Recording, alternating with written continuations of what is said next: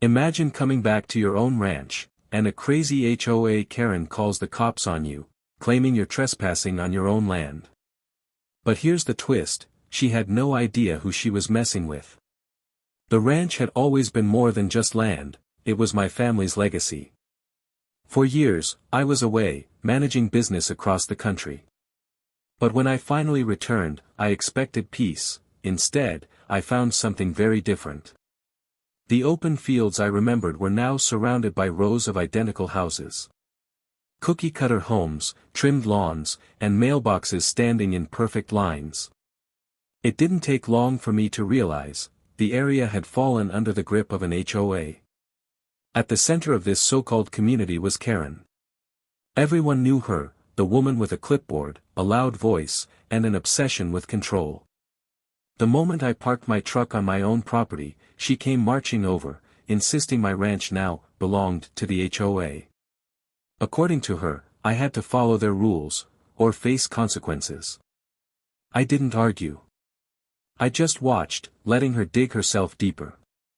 But Karen wasn't done. That same evening, as I unpacked, flashing lights appeared at my gate. Police cars pulled up. Karen had actually called the cops, reporting me as a trespasser, on my own ranch. She stood there smug, arms crossed, certain she had already won. But what Karen didn't know, was the truth.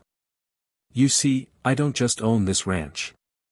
I oversee every HOA in the entire United States.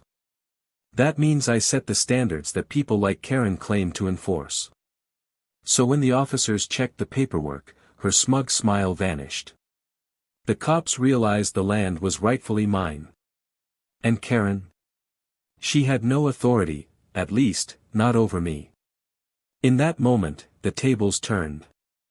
The woman who tried to control everything had no control at all. That day, Karen learned a lesson she would never forget. Because when you go after someone who writes the very rules you live by, you don't win. And that's how Karen's power trip came crashing down. What would you have done in my place? Let me know in the comments, and don't forget to follow for more insane HOA stories.